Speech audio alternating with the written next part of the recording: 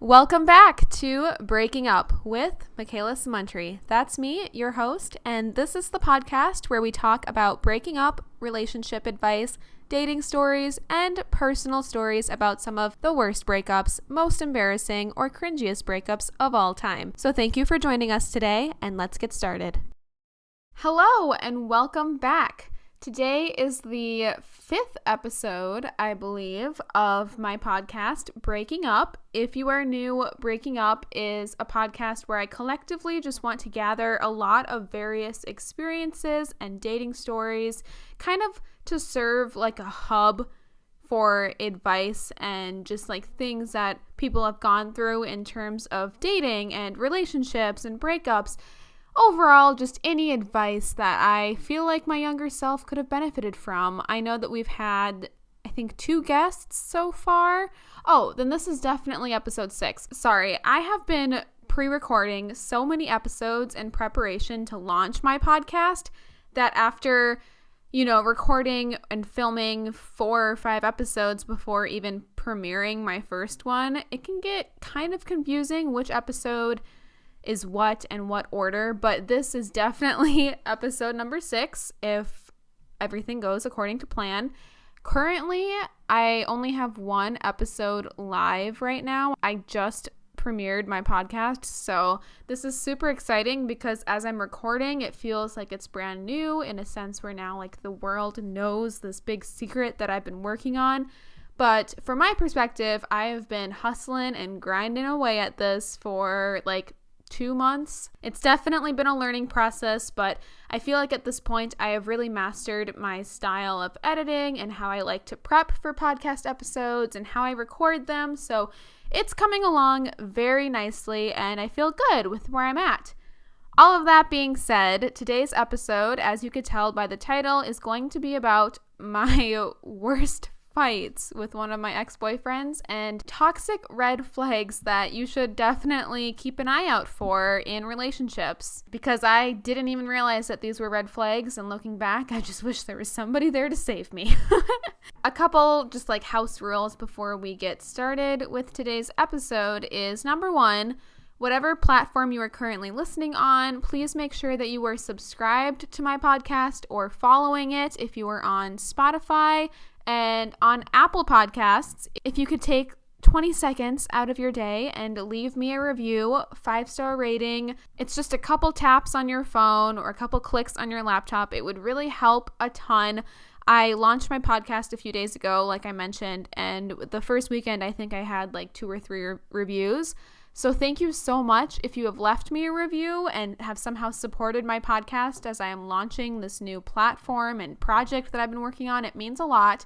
So as we're establishing ourselves as a podcast, leaving that review, leaving me 5 stars, it really does help get this project off the ground and running and help it, appear in recommendations and get higher on the list of dating genre podcasts and all of that. With the algorithm, 5-star reviews can go a long way, so I'd really appreciate your support. Speaking of support, if you are unfamiliar, there is listener support available through Anchor, so anchor.fm/makaylasamountry. There is a support button, and this is basically just meaning that, my podcast is a public listener platform. It would not function without you, the audience, the listeners, and monthly subscriptions are available if you would like to show your support to my podcast. I think the average is $4.99 a month, but you can change that to $1, $3, whatever you want.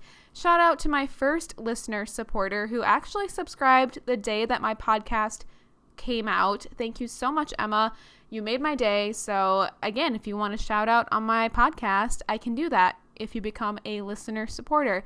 That is through anchor.fm. If you go to my podcast, I leave all of these links in the descriptions of my podcast episodes as well. So if you're confused as to how to find it, you can open that up and all the links should be available in that as well. One last thing. My podcast has an Instagram. It is at breakingup_podcast. Be sure that you are following my Instagram for updates on episodes. I post the Pinterest quotes that I have used in every episode. You'll have hints at who the new guests are for new episodes, and it's a way for us to connect. So I've actually reached out to some future guests through that Instagram account as well. Like I said, that is breakingup_podcast on Instagram. Okay, I think I have covered all of the things I wanted to make sure I went over at the beginning of this episode.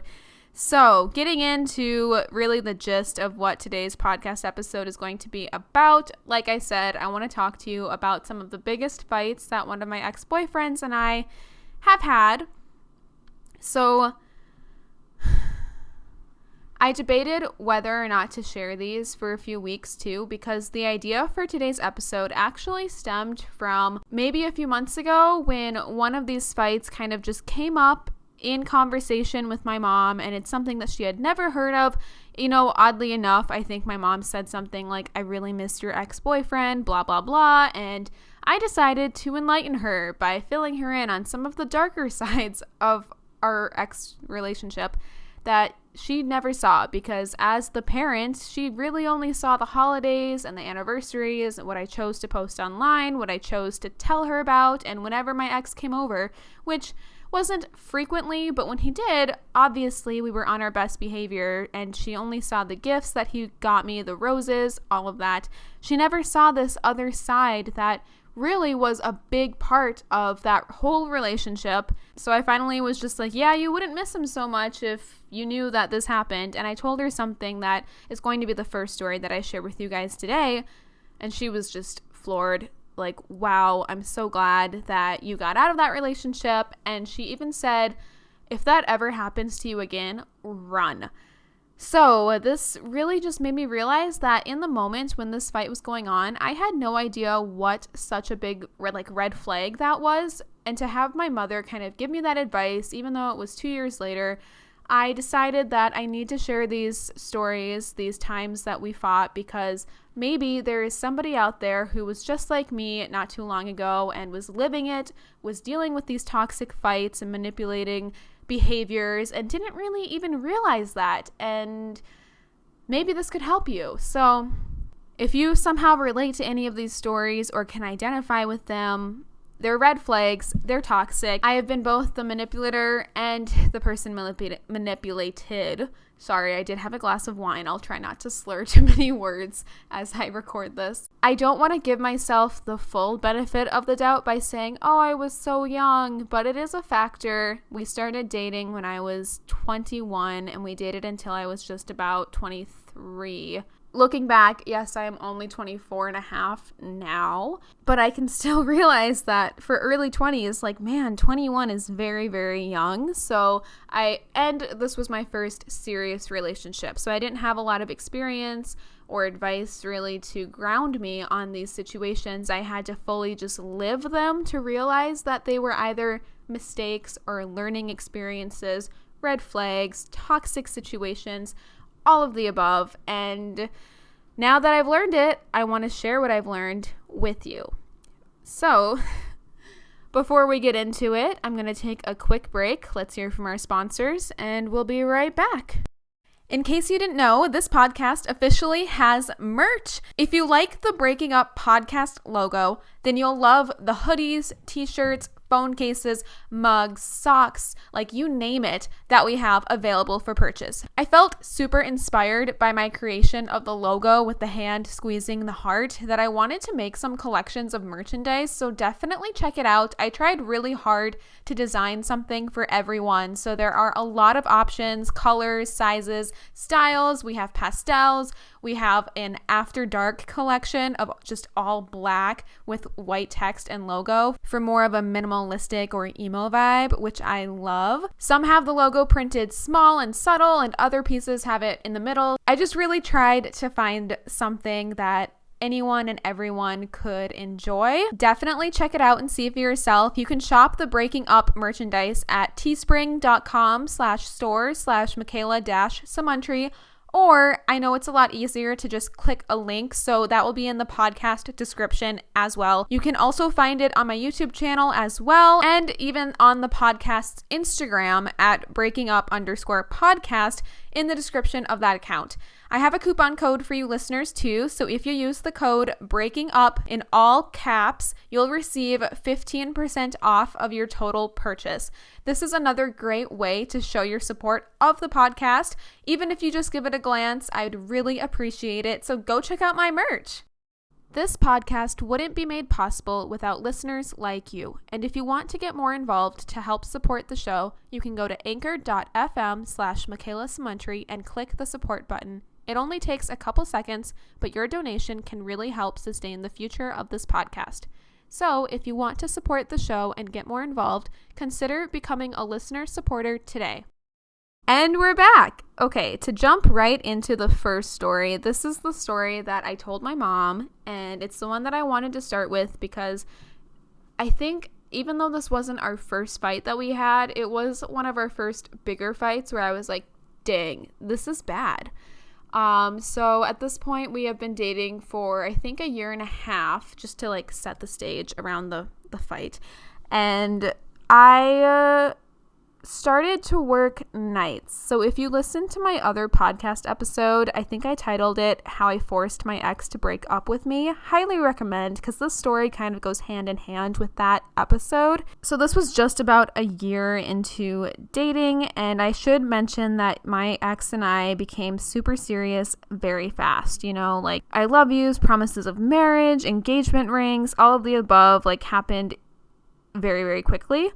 And at this point, I was in my senior year of college, so I was taking classes from like 8 a.m. until 3 p.m., and then I started to work nights at a restaurant, so my schedule was super busy, and this does kind of play into the reasons why he and I ended up breaking up. But at this moment, we were just trying to balance out my new schedule. I was very busy and I didn't have a lot of time left over for my boyfriend and for our relationship. That kind of got pushed to the back burner, which is unfortunate. But I had just started working at this new restaurant. I was definitely like the newest employee, wasn't really comfortable there yet, but I was trying to put myself out there to meet people and to really just start to feel like I belong in this new like employment community, which if you've worked in a restaurant, your restaurant coworkers, you really do become a family. I just wasn't really there yet. Like I think I had just been working there for maybe a month, like just finished training, starting to really just like feel good on my own. And I was hosting one night. It was a weeknight, and my coworker who was hosting with me asked if I wanted to go next door because we were kind of in like a mall strip. So we were a restaurant and there was a restaurant next door to us, and she asked if after my shift I would want to get late happy hour with her. We were both starving. We had both worked like 4 or 5 hours. So of course I said yes because A, I was starving, and B, I was so new that I was just dying to become friends with the people that I worked with. This sounded like a great opportunity to get to know my coworker and feel included, feel part of something. So I got off of my shift around 10 p.m. and I should mention that earlier that day after class, but before I got to work, my boyfriend asked if I wanted to get food, and I told him no because I had work, I had homework, I had to get up for my 8 a.m. the next day. There was really no time. It wouldn't make sense, and I just said no, like I'll see you tomorrow, because it was a Thursday night and I was going to see him Friday night. I definitely think that like social media played a big part in why we fought so often. He and I were both Geminis, which at first sounded great because what Gemini doesn't love another Gemini? Geminis get along great with other Geminis, but we are very stubborn, and compatibility-wise, I don't believe that Geminis work. I want to be hesitant when I say that because I'm currently dating another Gemini, which is something that I said I would never do. But my boyfriend at this time and I were super stubborn. And if you've ever tried to fight with yourself, it's impossible to win because you're just stuck. Like you're fighting against yourself and neither one of you is going to budge. So this boyfriend and I, just at the time, we would get into such huge fights, and social media played a huge part in it because as wonderful as social media can be in a relationship, it does come with its own obstacles. One of those being like oversharing, posting a story, and then having your partner get mad at you. So I said yes to my coworker to get late happy hour after our shift. It was very logical. I was hungry. I needed to eat. It was next door. I would get to know my coworker. I do not believe I am doing anything wrong by this.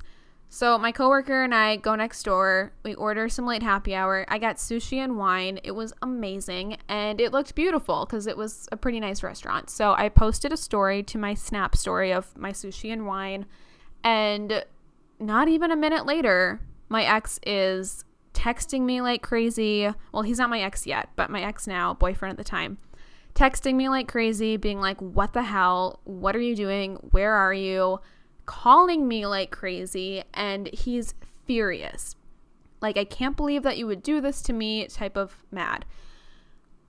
Keep in mind, I barely know this girl that I'm out to eat with. I'm trying to get to know her because she's my new coworker, and I turn my phone on silent, hide it in my purse, try to ignore the fact that he is blowing me up. And this type of relationship, anytime we'd fight, my typical response is to just block him out of my life. I would ignore calls. I wouldn't want to fight. I would want everything just to calm down before we talked. And his type of response to fighting is to deal with it immediately, get it all out on the table, like come over, call me a million times, like want to just hash it out as soon as possible. So that was another issue that we faced very often because we fought so much.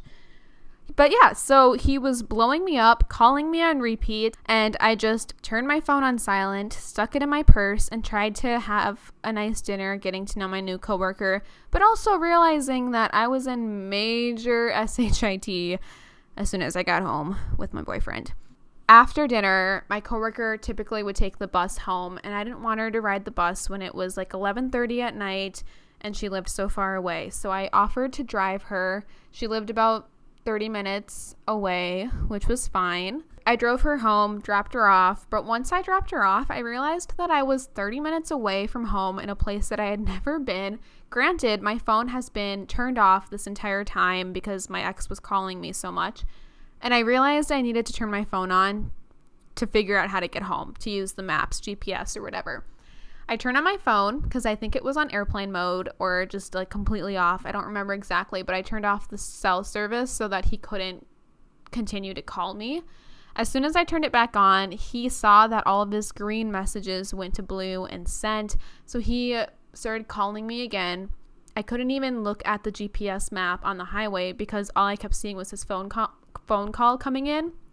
I was getting very upset at this point because I was trying to drive home. It was late. I still had homework, and he was irritated at me and blowing my phone up because I posted a story that I got food after I told him that I didn't have time to get food with him that night. As soon as I figure out where I am on the highway and know how to get home, I turn my phone off again.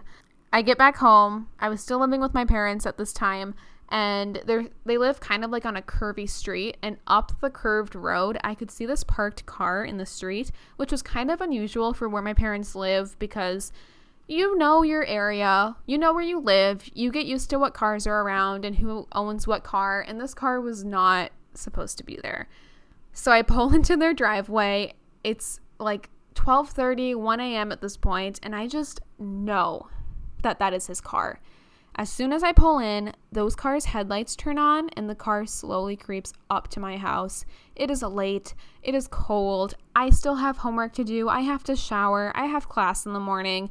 And my ex-boyfriend, because I ignored his calls, drove all the way to my parents' house to deal with this issue. Before I get into like what happened, can we talk about how un-okay that is? Because he came over to my parents' place in the middle of the night. Major boundary issues. Do not do that. You are not invited. I go out to his car. Okay, well, first I get out of my car and I'm just going to walk on inside, ignore him. He's yelling from the street like, Makayla, get over here. And I can't ignore that. I go down there. I tell him he needs to leave, which, as we'll get into other stories, kind of becomes a habit. I tell him to leave, that he needs to leave, that I need to go, and he is so upset at me because I got happy hour with a coworker next door after work, after I told him I couldn't go out to eat. And I'm being very blunt about this because I'm not trying to show my side of the story or exaggerate his side of the story, but can you understand that going out to eat with a coworker on the same like location where you work is very different than setting up a date night with your boyfriend, driving there, like giving him your attention when you know that you cannot give him your attention in that moment just based on all the other responsibilities that you have. So me grabbing food after work is just not the same as hanging out with him on a school night. And it was very hard for him to understand that. I think it was also difficult knowing that I was giving all of my attention to school and to YouTube and to work now, and he did get pushed aside, as I said. Like, he was no longer my top priority when I had other things going on in my life. And we fought and we screamed. Well, mostly I was just screaming at him to GTFO and go home. But we fought in the street outside of my parents' place until like 1:30 in the morning. I was so mad. He took up all my night. He completely ruined my night. I know that I definitely tried to break up with him because I wrote a poem about that night. And this also became a habit too, where I would try to break up with him, and yet somehow when we resolved the issue or the fight, we were still together, and I'd be like, wait, didn't I just try to end this? And yet here we are being like, I'm so sorry, I love you. It was just very toxic, and I think it was just a very like young love energy, like chaotic energy. It definitely reminded me of the movie The Notebook. Like, we had the same type of fights. It was just like super, super high highs and very, very low lows. And as someone with bipolar, I probably just gravitated towards that type of toxic relationship. But I told my mom this story because she brought up that she missed him. And I was like, did you ever hear us fighting out in the streets in the middle of the night? Because that happened. He beat me home, parked down the street with his headlights off, came driving on up to your house as he saw me walking inside in the middle of the night just to fight with me. And when my mom heard this story, she told me, oh my God, I'm so glad that you ended it. If anybody ever tries to do that again, run. And it was a big red flag. Looking back, I can identify this. In the moment, I think I was just so in the relationship, and it had become such a part of our routinely like arguments that I didn't really realize that someone that was difficult to communicate with, someone that would blow up my phone and not respect boundaries and show up in the middle of the night, it is very, very immature and adolescent of him to be acting. So that was one of our fights, basically. As furious as I was at him, and as much as I tried to break up with him, and to be honest, I definitely know that I did break up with him, and yet as we would fight, it just seemed like no matter what we said during a fight didn't count, because we were still together. And not only were we still together, but we were still together for almost a year after that fight, because we broke up right before our 2-year anniversary, but like we still celebrated our 2-year anniversary. Yeah. That happened. Okay, so the next fight that I want to bring up, just to stay on topic with me telling him he needs to leave and him not believing me or listening, is about the time that he would not leave my apartment and I ended up calling the police on him for trespassing. Yeah, okay. Same concept, except now at this point in our relationship, because of my new job at the restaurant, I was able to move out into my own apartment with a roommate who also worked at the restaurant. Just shout out to this restaurant because it literally gave me my entire life right now. All of my connections and where I am right now is because of that one job, which just goes to show how much a job can change your life. So my boyfriend and I, we went out to eat. We, of course, got into a fight on that date because what else would we do with our time together? And I was furious at him. I don't know what he said, but he pissed me off. And I remember the drive home, I even contemplated jumping out of his moving car to spare myself because it was so bad. And he caught on right away because he and I we did have this very unique telepathic connection. As toxic as we were able to really connect, and he knew everything that I was thinking. I knew everything he was thinking, and that's why we probably worked and why we were together for so long, because yes, we had some really bad times, but we were also really good together when we weren't being awful. So as soon as I unbuckled my seatbelt in his car during this fight, he knew what I was going to do, and he basically told me, don't even flip and try it. So I was like, shit, can't jump out of the car. So now my only plan was, as soon as he dropped me off at my apartment, I was going to have to book it inside without him following me because, my reaction to fighting, my fight or flight response is to run. Run far, far away and not deal with it. And he was the opposite. So he's trying to lock me in his car and yell and just get it all out and deal with it at that moment.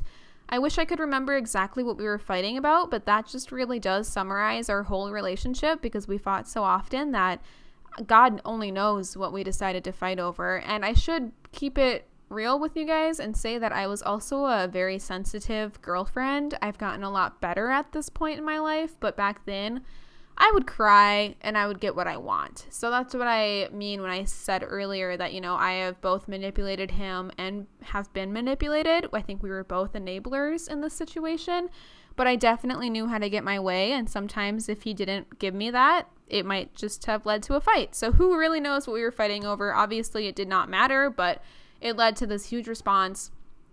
And we park in my parking lot of my apartment. Eventually, I make it out of the car, but lo and behold, so does my boyfriend. So now we're fighting in the parking lot. I had recently moved in too, so I was trying not to get a noise complaint. I didn't want to stick out. This was my first apartment. I just wanted to be a good tenant. Now, my parking lot has locked doors from the outside unless you're a resident, so I had a code and a key to get into the building. And I tried really hard to beat my ex-boyfriend to the door so that he couldn't also gain entry. But of course, he grabbed the door right before I was able to shut it on him. So now we're both in the building. I should mention it is, again, like 12:30, 1 a.m. So it's very late. The building is very quiet. And I'm getting to my actual apartment door. I do not unlock it because I know as soon as I open this door, he is going to come on inside and it's game over. God knows what's going to happen. I wasn't really afraid of him, but looking back, maybe I should have been. Like, I knew he would never hurt me, but at the same time, like, thinking about his behavior and how he treated these arguments that we would have, I should have been a little bit more concerned, because those are really big red flags to have. He's not respecting my space. I'm telling him he needs to leave. You need to go. And he's not listening. He's ignoring my needs, and he just wants to come in so we can fight. I can't really remember what happens first. If I manage to get the door unlocked, or if I'm still hiding my keys from him, because if he gets my keys, then he will open the door for me. But I am repeating over and over again, you need to leave. This is trespassing. You need to go. I don't want you here. We will deal with this tomorrow. Like, telling him all of that over and over again, telling him to leave, and him saying no. I tell him it's trespassing, and I tell him I will call the police if you do not go right now. We're like yelling, but we're whispering, if that makes sense. Obviously, I'm pretty sure all my neighbors could still hear us, but I was still like whisper yelling because it was the middle of the night and I was a new tenant and I had a roommate, so it would have just been really awkward all around, He doesn't listen. He's still fighting me on this. I just want to go inside alone. I do not want my boyfriend fighting with me, trying to gain entry when I'm telling him no. Whew, red flag, right? And eventually he doesn't really believe me when I keep saying I'm going to call the cops if you don't leave right now because you're trespassing and I don't want you here. And he's like, no, you won't. You won't do that to me. I whip out my phone, I dial 911, and I hit call. It rings once, and I'm holding it in front of him to show him that I actually called.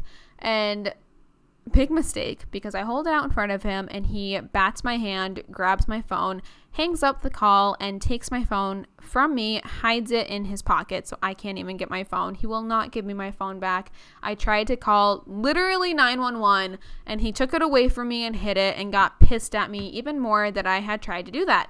And in the moment, I'm like so mad at him that I don't really realize that, girl, that's bad. If anybody else told me the story, I would be screaming on behalf of her, being like, girl, get yourself out of that situation. That is bad. That's scary. That's dangerous. I almost wish I did speak up about this sooner because, like I said at the beginning of this podcast, I just want to share these stories in case anybody else was as clueless as I was in the moment. Maybe you are blinded by love. We only choose to see what we really want to see at times. And by listening to this podcast, maybe it will shed some light on anything that you're going through. And if not, maybe you can relate to a time when you did go through something like this and did not realize it until later. I don't know. I'm just putting this out there in case it could help anybody, because boy, I could have used the help. And now I'm just trying to tell my younger self what I needed to hear at the time. So I'm not really sure how this issue got resolved. Obviously, over time, he got irritated or gave up. And eventually, I did get my phone back and I was able to go into my apartment without him following me inside. I think what ended up happening is I unlocked the door, tried to run inside without him. I got the door shut, but I could not lock it in time before he opened the door as well. The only way that I knew I could keep this kind of quiet, because I did have a roommate sleeping inside, is if I left the door open. So I just refused to enter my own apartment all the way, and he was inside and I stood in the hallway. And I just kept saying, you need to leave, you need to leave. And I got louder and louder, hoping that that would kind of show him that I wasn't kidding and that we were starting to cause a scene, and I had called the cops. So eventually he did listen to me. He gave me my phone back and left. Somehow, once again, we looked past that. We were fine and we continued to date for probably like 6 months, if not more, because that was in March or April, and we dated until November. That again is just one of many examples of our arguments and our fights and how intense they were, but then at the same time how much we just kind of like fought in the moment, and then the next time we were fine and we'd be cute and I'd post some Instagram about how he was the love of my life. So looking back, it was extremely toxic. It was very, very like up and down, just like in the movie The Notebook. It is the best example for me because I just identify to how they fought and loved each other so much. So yeah, that was another big fight that we had. This next story of a really toxic red flag fight is from our earlier dating days. We were only dating for about 7 months. And it was on my birthday. So I was turning 22. I don't have really much of a backstory for this one, except for just the very fact that it was my birthday and I was going out with some friends. He was supposed to join us and he ditched us and went home on my birthday. I was drunk. I was, very excited because it was my birthday and I wanted to celebrate. And the second that he left to go home, I was very sad and upset because I had friends that were out for the first time that were going to meet him, and to have him kind of just give off that personality and that first impression of, oh, he went home without me and now we're fighting, it made him look bad. It did not look good. My friend Madison and I were at Stella's in Uptown, if you're familiar. I loved Stella's in my early going out days because they have such a great dancing room. So we were there, and my ex at the time, I wish I could just say his name, but I also don't, even though it's very clear. You could just look up his name. And I don't want to get too repetitive, saying my ex or my boyfriend, but he was at a different bar with some friends, and he was going to meet us at this club that we were at. He texts me a few hours later saying that he's there. Suddenly, he realizes there's a line, and he isn't the type of person that waits in lines to get into a bar or a restaurant, which, it goes by fast. It's always there, but once you're in the line, it moves and it's fine. It was summer too, so it's not like it was cold out, and for your girlfriend, wouldn't you wait in a line? So he gets there. He looks at the line, which I could also see out the window, so I knew it wasn't that long. And when Madison and I were in the line, it was in fact longer, so it was a good time for him to be there. It's not like the line wasn't moving. It was moving. You just had to have the bouncer check your ID, and then you get inside. He saw it. He was like, nah, I'm not going to wait in that. I'm just going to go home. Have a good night. I was so pissed. Right? Rightfully so, right? Because it was my birthday. My friends were going to meet my man, and he ditched us and went home. I was irritated. It completely ruined my night. But at the same time, hey, I was out with my friends, and Madison really is such a great friend because she stepped up to the plate, tried to make my night better. She got us shots. We were meeting people because Madison was very chatty. I have a harder time being outspoken with strangers, which makes me sound safe. But when you're at the club, I wasn't the type of person to talk to other people there, and she made friends right away. They were these great group of young guys around her age. She told them it was my birthday, and of course they were like, what? And girls, this is the best like life hack or trick that I have learned about going out.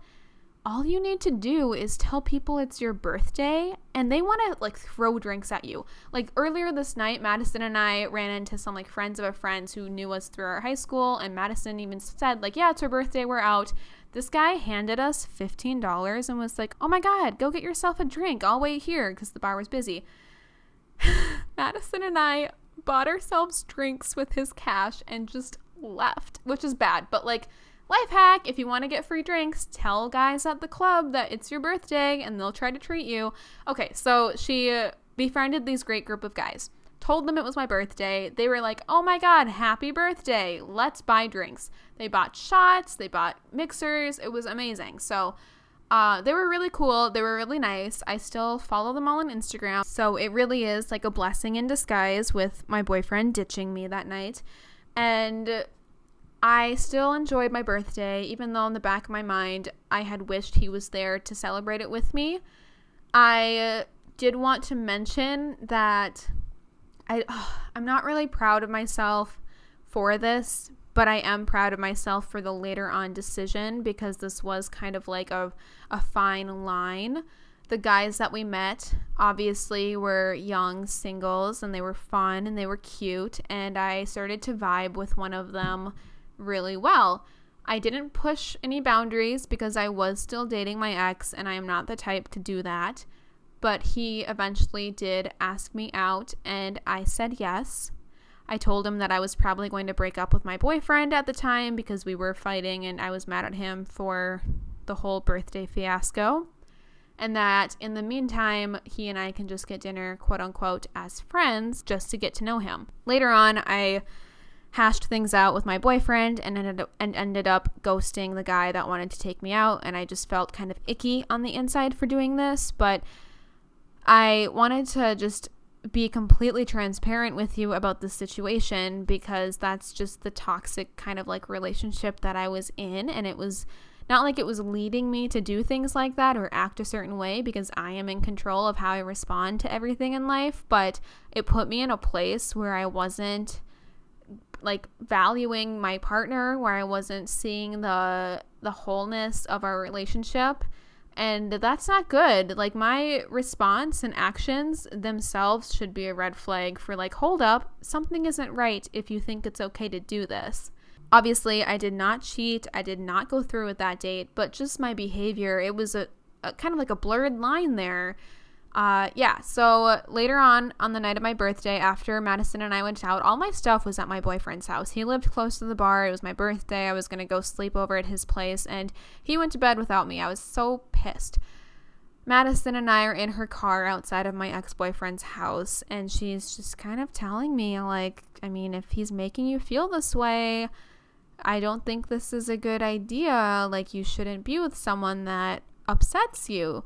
She was definitely trying to be a good friend, but also not go over her like boundary as a friend with telling me what to do, which you can be blunt. If you're my friend and you see something, tell me it like how it is without sugarcoating it. But she was being nice about it. I went inside and my ex and I fought. I'm pretty sure this was one of the thousands of nights where I would pretend to pack up all my things, tell him I'm leaving, make it outside, have him chase me back inside. It was really quite a drunken routine of me like packing my bag, being like, I'm gonna go, I'm so mad, him being like, fine, go. And then once I get to my car, being like, no, wait, don't leave. Like, one night it was so bad where I told him I was literally going to wake up his roommate and ask his roommate to drive me home because I had been drinking and I knew I couldn't leave. And I think he knew that too. So he was like, you can't go anywhere. But I was so upset at him. I did not want to stay. So I was like, I'm just going to wake up your roommate and ask him to call me an Uber or have him like drive me home. I make it out of my boyfriend's bedroom, down the hallway to his roommate's, and I'm like literally about to open the door. I give 0 F's at this point. And my boyfriend just like pulls me away from his room, being like, don't do that. So that was our nightly routine. And on the night of my birthday, it was no different. We fought, and somehow we were still together for over a year and 6 months. Another big fight, you know? It's just like, how did I not realize how bad it was when I was going through it? I think a big part of that is because I was blinded by all the good times, and we were so compatible. We did have wonderful times. Everything was just amplified. So as wonderful as it was also horrible.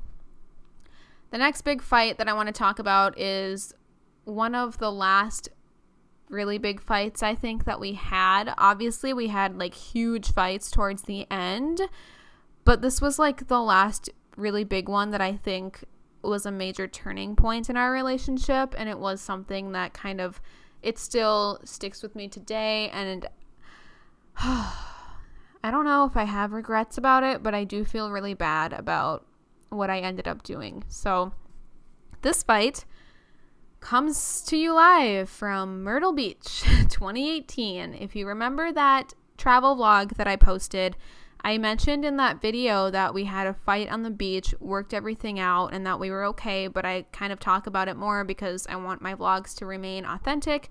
When he and I would go on vacation together, the vlogs made it look like picture perfect Instagram boyfriend lifestyle, and I wanted to really highlight that that's not the way a relationship works. You have your ups and downs.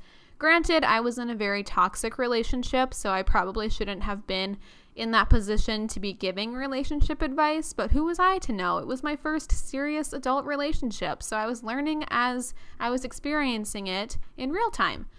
So it's our first day on vacation in Myrtle Beach. He and I have been together at this point for a year and like 5 or 6 months, I think. And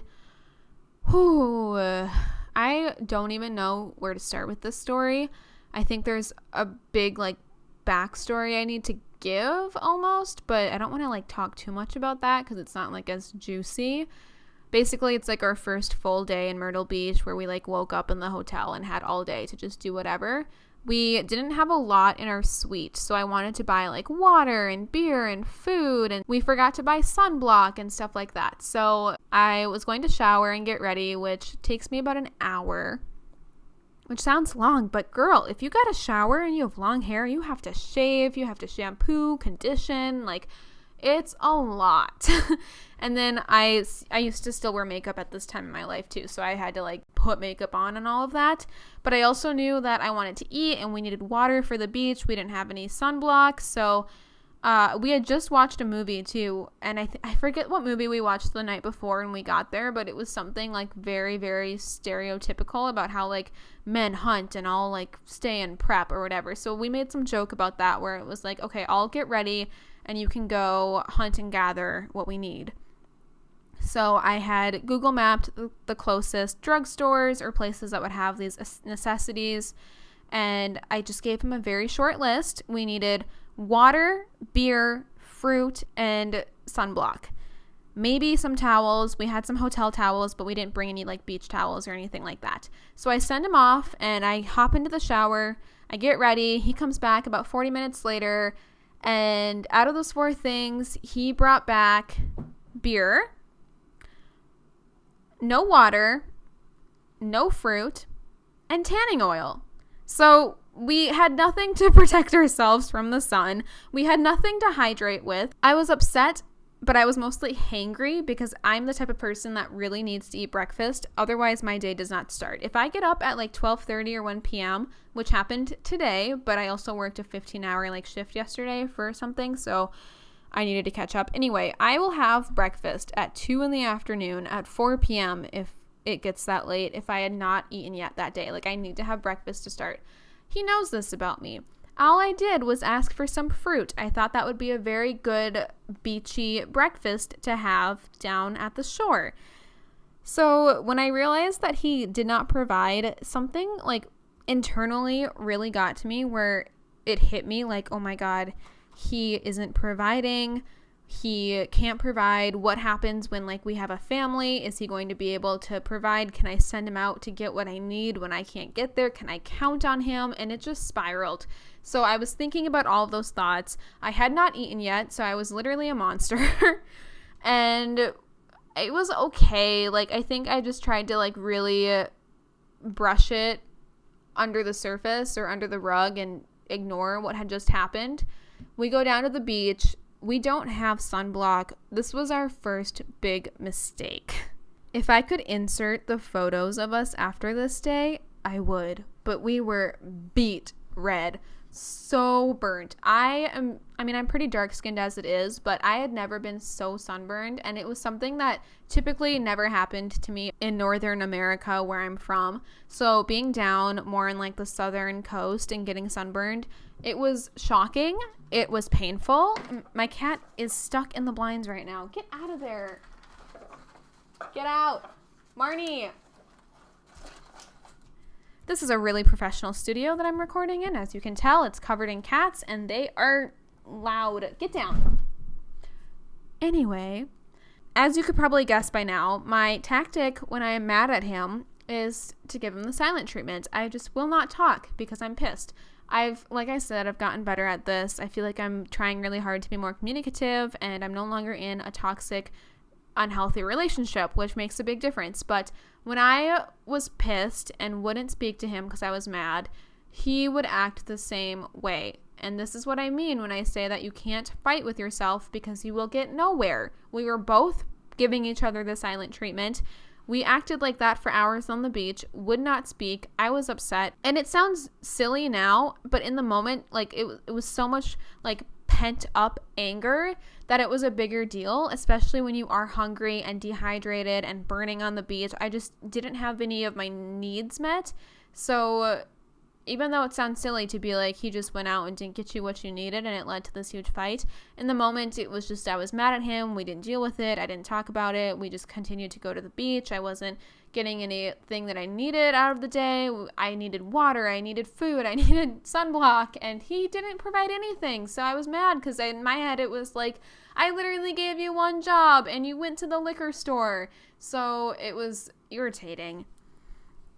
We eventually end up having a huge blowout feud on the beach. We are yelling. I feel embarrassed. I don't want to be this couple on vacation. It's our first day in paradise, and he won't stop yelling. And I know the only way to really stop is to say what I'm about to say. It's something that I was feeling for the last few months. I had it written down in a note on my phone. I was journaling about this feeling because I was really afraid to admit that I felt this way or express it out loud, but it was there. It was festering, and we weren't happy. We were fighting. I was mad. I was concerned that he wouldn't be a good provider if we had a family. All based on the fact that he did not bring fruit, water, and sunblock, which sounds so funny, but in the moment it was exemplified, it was magnified, it was a big deal. So he's fighting, we're yelling, God knows what he's saying, it doesn't matter, it's the same SHIT all over again, and I just blurt out, I don't think I love you. And this man fell to his knees like I had just taken his life, like as if I shot him. And he didn't say anything. He was hurt. I felt like I had crossed a line because, duh, I had. It was over. He packed up his beach essentials. He went back upstairs to the hotel room and he left me there, crying. I didn't really know what to do. I had definitely hurt him. I knew how much he loved me. Looking back, it's very clear that he loved me a lot more than I ever loved him, because he really did do his best to give me everything I want. He treated me so well in between the times where we didn't treat each other that well. But I mean, he was a good boyfriend. He got me flowers. He was so good with gifts, and that's my love language. So when someone does that, they understand me, and we were like so good together in some ways, and then we would become this toxic mess the other half. So I go back upstairs to the hotel room. He's on the balcony. I don't know how to fix it. I lock myself in the bathroom. I am crying. I don't even know what will happen because we have this king suite for a week. We have flights. Like, he can't leave. He definitely could have, but like, I just knew that like we're stuck with each other in this hotel room and with these flights. There's no way. Like, I have to fix it. We're on vacation. Make it right. And so I go out into the balcony and I say, I'm sorry. I love you. How do you take back something like that, especially when it's the truth? And I don't want to say I faked it after that, but I mean, there's a reason why that thought came into my head and why it was like festering for so long. I had a note on my phone, like I mentioned, and it was just one sentence. It was very simple, but it was a thought replaying in my head for months, and it went something like, I don't love him, but I love him too much to tell him. And that's exactly how I felt. Like, I knew I wasn't in love with him, but I loved him too much to let him know, and I didn't want to hurt him, which is weird to say when you know that I really did hurt him just then on the beach. So somehow I am able to like get his forgiveness, and I apologize. I act lovey-dovey. I tell him that, you know, my emotions got the best of me. I used my bipolar card, which I don't even know if it was the truth or if I was just using it, because I do have bipolar and it is really hard for me to like keep up with my emotions when I swing back and forth so often. But I basically was just like, my mental health causes me to say things that I don't mean. I feel things in such extreme like emotions, and then once they're gone, like I know that that's not true. He accepts my apology, and we go back down to the beach to the same spot and have a great time. And we laugh over how, like, if anyone was listening, they're going to be, like, so confused when they see us coming back and, like, acting like the happiest couple. But if that doesn't summarize our whole relationship, I don't know what will. Because we had this huge fight, and I basically told him I don't love him anymore. And a few hours later, he ends up giving me my engagement ring, which I've mentioned a few times in these episodes, but I haven't really gone into it. Basically, I mean, I love the way that he did it. It was perfect. I want to say that I saw it coming, but once we were up in that moment, I like was worried that it wasn't going to happen. I love Ferris wheels. They're the most romantic thing ever. We go on so many vacations, and every time we're somewhere new, I want to go on the Ferris wheel, and we have like a moment up there, you know? It's just so like breathtaking. So we go on the Ferris wheel in Myrtle Beach, and I knew it was happening because the night before I wanted to go on the Ferris wheel, and we were already out like by the Ferris wheel, and he was like, wait, you do? Let's go tomorrow. And he like wouldn't let me go on. So I knew he like didn't have the ring with him. So this night we like planned it. We went on the Ferris wheel, and once we were at the very top, it didn't happen like right away. So I was afraid that it wasn't going to, but then he, you know, basically just said that he didn't want our fight from that day to stop what he was going to do, and he still felt blah, blah, blah about me, and he gave me a ring. It was an engagement ring, like that's what it was called, that's the type of ring it was, but we used it as a promise ring that someday he would replace it with an actual ring, so we referred to it as being engaged to be engaged. It was like a promise ring, but it was more serious than like a high school promise ring. That's kind of our view on it. I loved it. It was the exact ring that I had sent him months ago when I told him I really liked it, hint, hint. And I truly do believe that we were like very happy, and that it wasn't fake, that I did at the same time that I thought I didn't love him. You know, I also saw a future with him, and I also thought he could be the one. And that just plays into my not multi-personalities, but like bipolarness, where it was like, oh, I just don't know which side to believe. Like, do I want to be with him forever, or is this toxic? Do I even love him? It was a lot of emotions to keep up with. So it's crazy that in one day we went from fighting and crying on the beach to me screaming that I don't love him to a few hours later having an engagement ring around my finger. But that was just the craziness of our relationship, the ups and downs, the toxicness of it, just how crazy it really was. And I'm so glad that now in my current relationship, we haven't had anything ever near the intenseness of this relationship. But that was, I think, one of our biggest fights just by the words that I said. That kind of became a pattern as well, is we'd end up fighting and yelling, and I would end up just saying something way over the line that would stop the fight but lead us to make up. And it was bad because I think from his perspective, he needs to also be respected. And if his partner is saying these things to him, he needs to have the self-respect to walk away. And that's why I firmly believe that he was infatuated beyond belief, that he loved me more than I loved him. I've had other people say this too, and I've told them this story and other stories as well. Just they firmly believe, and I think so too, that he definitely loved me so much to look past these red flag issues and choose to only see the good. I know I did the same thing because we were still together for a long time after this. But looking back, I think if any of these things are happening to you, if you are dealing with something as toxic as this, you really need to use a more logic side of your mind and your heart to realize that this isn't the most healthy situation to be in, and that there is somebody out there for you who will love you so much and respect you and listen to you and not cause you to feel this way and be so crazy all the time. So it was a fine line, and obviously in the moment I wanted that person to be him. Now clearly he isn't, and I've learned some valuable life lessons with how to deal with these experiences and not be as crazy. But it is just kind of something that I had to go through in order to learn. So that was one of our crazy fights as well. Through these 3 big stories that I told you, it helped me think of some other fights that we had.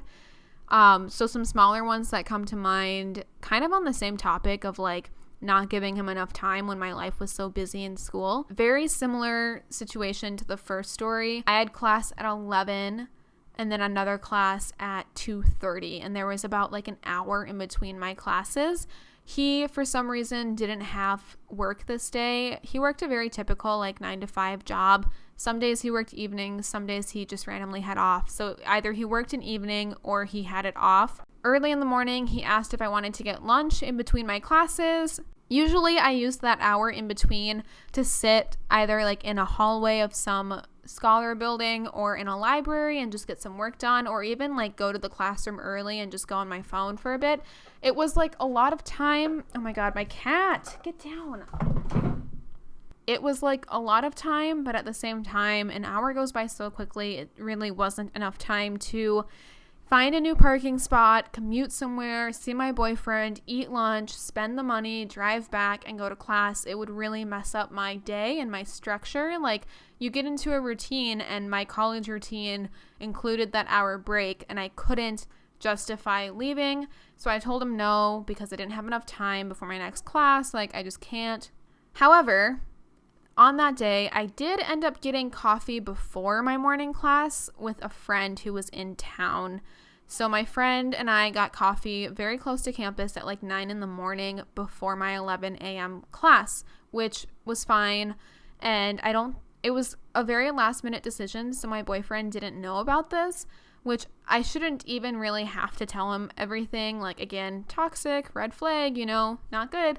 But during my 1 hour break in between my classes later that day, I had a few photos from coffee because we went to this one place downtown. If you're from the Minneapolis area, we went to Penny's off of Washington. Super aesthetically pleasing, like completely white with neon signs, marble tile, stuff like that. It's great. I highly recommend. It's very corporate, but it's fun. So we went there. I got a few cute pictures of us with coffee and breakfast and yada yada. So during my 1 hour break in between classes, I was on my phone and I realized I never posted photos that I took of us at breakfast or at coffee. So I posted them, and I knew my boyfriend was going to give me so much crap if I posted them, because he would think that I ditched him and got coffee with somebody else when I already said no to lunch with him. So to make sure that this wouldn't happen, I put a timestamp on the photo. So even though it was the afternoon, I included on Instagram the time that the photo was taken, which was at 9:30 or 9:50. It was early in the morning. I put that in the photo. Literally, again, less than a few minutes later, I get this furious text from my boyfriend being like, "What the F? and accusing me and being like, really, are you serious? And he was mad. I did not respond. I rolled my eyes. At this point, I was very much kind of like done with it. I wasn't going to even try because we fought all the time. And at some point I gave up. About like 10 minutes later, he texted me again. He's like, I'm really sorry. I just noticed it was from this morning. Like, ignore that. But how can I ignore it when that's how you chose to respond? It was very toxic. Like, the fact that I even had to include the timestamp because I was afraid of how he would respond and I knew that he would be mad at me, it's not healthy looking back. We just really did not have healthy boundaries. We didn't have good communication skills. I didn't have, like, much of my own life without him, and that's something as a person that I learned I really need in a relationship. I am very independent. I have a very strict like routine for my life, and I get overwhelmed easily. I need time to cool down. I'm an introvert. I just need to be by myself, and if I don't get enough time to charge like my introvertedness and like be alone, it's not good. So this boyfriend at the time would soak up any free time that I had. It was a constant battle of how much time can we spend together. He never felt like we had enough time together, and I never felt like I had enough time alone.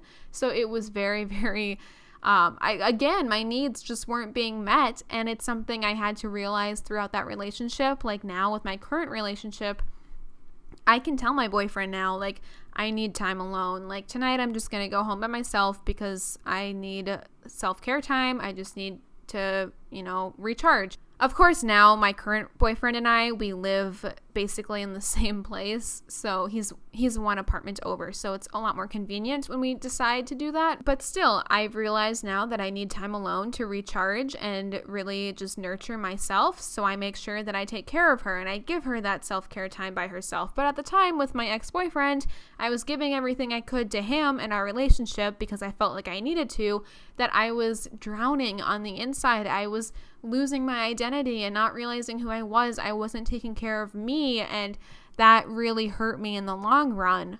In my last episode with my friend Hadley, we talk about the balance of a relationship and a social life and like your own personal care, and she does it all, and I asked her that question, like, how do you balance it all? So go listen to that podcast if you haven't yet, because we do bring up this topic, but I think it's really important to have good communication. I think we mentioned that as well, and just make sure that your needs are being met and you do leave yourself time because it's important, and you need to take care of yourself first before you can take care of anybody else. Okay, I have one more story of when my ex and I had a very bad fight. I can't believe I almost forgot this one. I just looked over my notes for this episode. I jotted down some of our big fights so that I wouldn't forget. And this one, again, for some reason, he just seems to always have these big fights when I have friends with me, and then they see him in this bad light, and yeah, it's bad. Anyway, so this last story takes place when I am in California for VidCon. I think it was 2017. It was actually just a few days after the fight that we had on my birthday, so might have even been the same week. I was at my friend Tessa's place in California. Shout out to you, Tess. Love you. Miss you so much.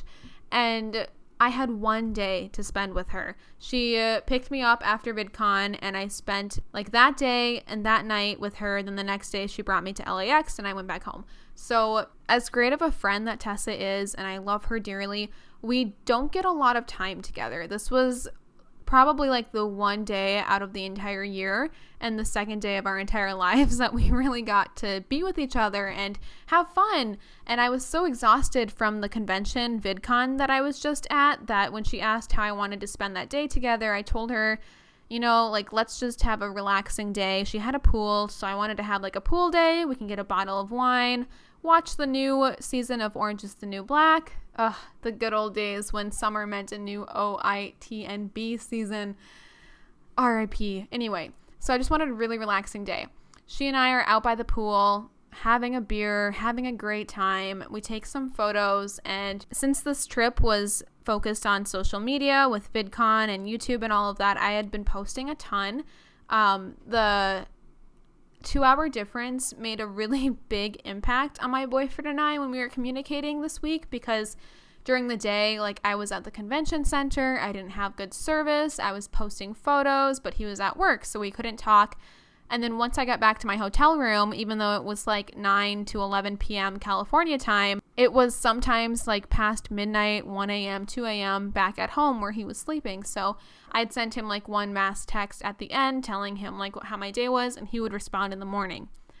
This was the first day where VidCon was over. I was relaxing at a friend's house. He knew this. We took some photos at the pool. I sent him all of the photos in a text. And they were going through. I had spotty service, but he was getting the photos and he complimented them. That was that. I then post some photos onto my story real quick on Instagram. And when I do that, I'm not scrolling through Instagram. I'm sure a lot of people can relate to this when you're living in the moment, but you want to share something. You add it to your story and then you turn off your phone. I do this a lot. If we hang out, you've seen me do it. So I add some photos that we just took, share them to my stories, and get off Instagram. Now, my boyfriend, even though he had just responded to those photos that I personally sent him, decides to send me more texts, and he's mad. He's like, really? You're going to go on social media but not respond to my texts? Because I did not respond to him responding to the photos. It's not like I left him on red, but we weren't really talking. Like, I shared some photos. He was like, nice, baby. Like, those look great, whatever. And I didn't respond to that. So he replied to me after he watched my story, upset that I didn't respond, but I took the time to go on social media and just felt like I wasn't giving him time. And I tried to explain that, like, I'm literally here with Tessa. It's our one day together. Like, I don't want to be on my phone.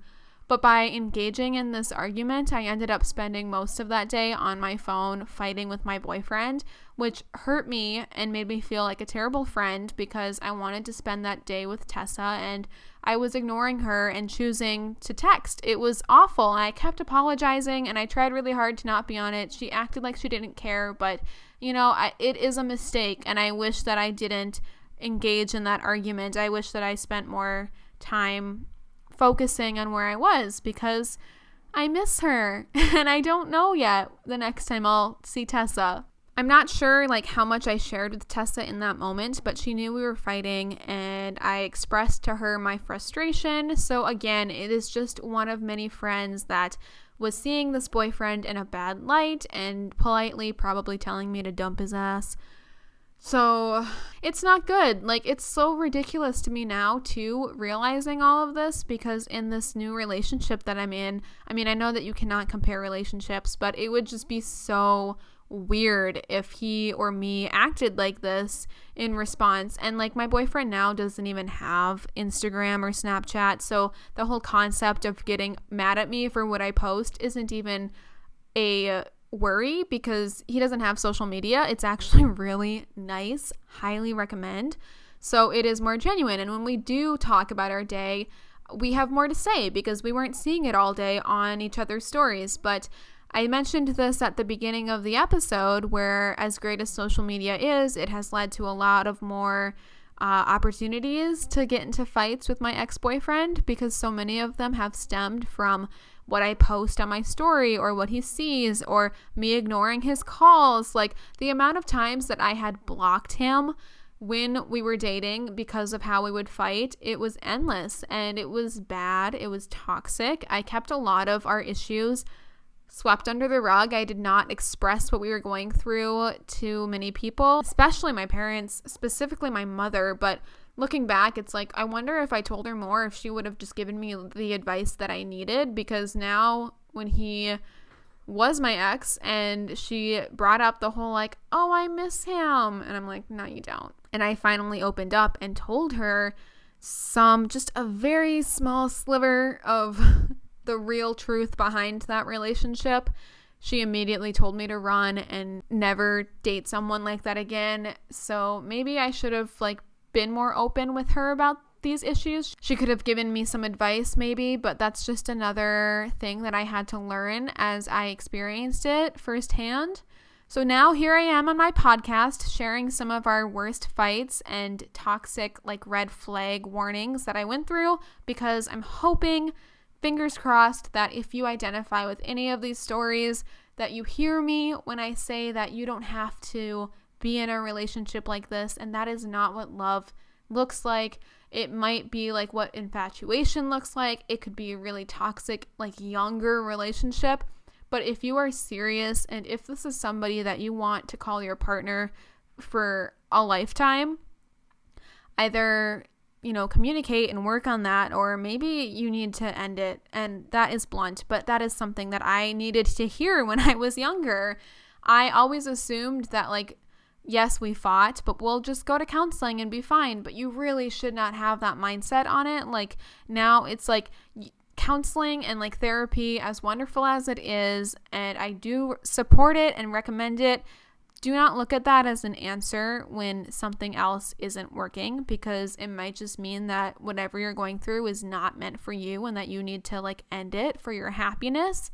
So if I could have ended that relationship sooner, I think the universe gave me a lot of like warnings or hints or like red flags to like, you need to end it, and I just didn't even notice them at the time. But yeah, those were some of our worst fights, and I hope that you learned something from this. I hope that you enjoyed listening and can recognize the reason as to why I decided to share these with you. I am not trying to be petty. I don't want this to come off like in a negative light. I've had this ex-boyfriend of mine's friend group actually come at me in horrible, negative, like cyberbullying ways this last year since we broke up, because I have been so open about that relationship. But hey, that is just my platform. I, as much as I don't like this term, am an influencer, and we did have a public relationship, so I'm going to share my experiences for positive reasons. One of them being this episode on red flags and what to look out for, and maybe you can learn from my own experience. But I was concerned because I did know that his friend group have come at me before for similar reasons, and it is, very tragic and sad when that happens because, again, meddling and just immaturity. But if that happens again, I am ready. I'm here for it, and I just want to state once and for all that I am doing this to shed some light on something that he and I have never spoken about, some secrets that, I never shared with anybody, but are important because these fights do happen. They are dangerous, unhealthy, toxic red flags that need to be discussed in an openly manner.